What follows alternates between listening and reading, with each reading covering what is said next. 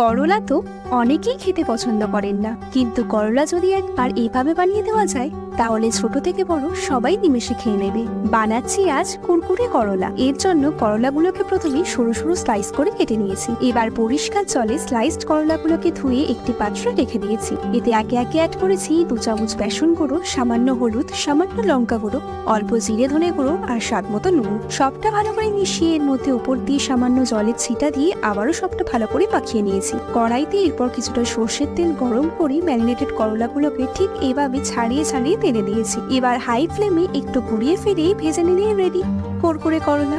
Colour change হয়ে golden brown হয়ে আসলেই তেল ছেঁকে তুলে নিয়েছি। বেশিক্ষণ রাখলে পরে পুড়ে যাওয়ার সম্ভাবনা থাকে। হ্যাঁ, মানছি এতে পুষ্টিগুণটা অনেকটা কমে যায়, তবে বাচ্চাদের সপ্তাহে একদিন এই কুরকুরে করলার লোভ দেখিয়ে সারা সপ্তাহ কিন্তু সিদ্ধ করলা খাওয়ানো যেতেই পারে। কি বলেন?